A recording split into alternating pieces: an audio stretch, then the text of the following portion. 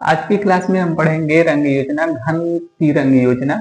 मान लेते हैं कि जब किसी घन को एक ही रंग से रंगा जाए, मान लीजिए देखिए कि जैसे कि एक घन है, अगर इसे हम किसी एक रंग से रंग दें, जैसे अगर हम लाल, इसकी सभी सतहों को लाल लाल लाल, और इसे रंगने के बाद हम इसे क्या करें, स्मॉल एन छोटे घनों में क्या कर दें, कैपिटल एन घनों में क्या करें, विभाजित कर दें समान आयतन वाले में। तो इसमें कितनी ऐसी सतह होंगी कि जिसकी 2 सतहें लाल होंगी, कि जिसकी 3 सतहें लाल होंगी, और कितने ऐसे घन बनेंगे कि जिसकी कोई सतह लाल नहीं होगी, उसके बारे में हम देखेंगे। मान लेते हैं कि एक बड़ा घन है जिसकी सभी सतहें क्या है, एक ही रंग से रंग दी गई है, जिसे n बराबर भागों में विभाजित किया गया है। विभाजन के बाद छोटे घन की भुजा क्या हो, n हो, ठीक है ना। तो जो एक ही सतह रंगीन घनों की संख्या कितनी हो जाएगी, n-2। n का n क्या है, n निकालने के लिए बड़े घन की भुजा बटे छोटे घन की भुजा से भाग देंगे तो इसमें n प्राप्त होगा। तो अगर पूछे कि एक ही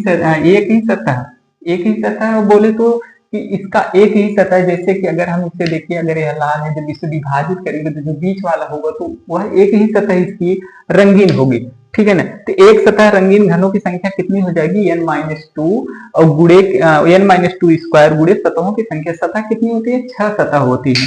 अभी हम दिखाएंगे। तो फार्मूला क्या हो जाएगा हमारा, n-2 का स्क्वायर गुणे 6। अब 2 सतह रंगीन घनों की संख्या n-2 गुणे कोरों की संख्या। कोर कितने होते हैं, 12 होते हैं, ठीक है ना। तो इसका फार्मूला हो जाएगा n-2 गुणे 12, ठीक।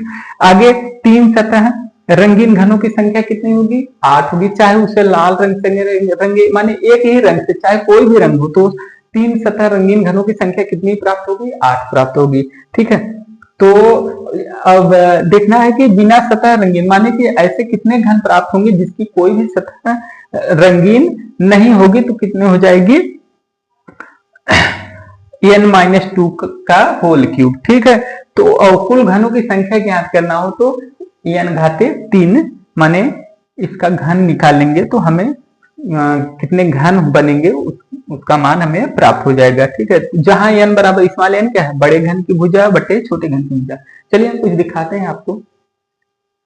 मान लीजिए देखिए यह क्या है, एक घनाकार डब्बा है। अगर हम इसे विभाजित कर दें, ठीक है ना, छोटे छोटे घनों में क्या कर दें, विभाजित कर दें, तो इसमें ऐसे कितने घन प्राप्त होंगे जिसकी एक सतह क्या होगी, रंगीन होगी, और कितने ऐसे घन प्राप्त होंगे कि जिसकी 2 सतह रंगीन होंगी, कितने ऐसे घन प्राप्त होंगे कि जिसकी 3 सतह रंगीन होंगी, और कितने ऐसे घन प्राप्त होंगे कि जिसकी कोई भी सतह रंगीन नहीं होंगी। तो इस स्थिति में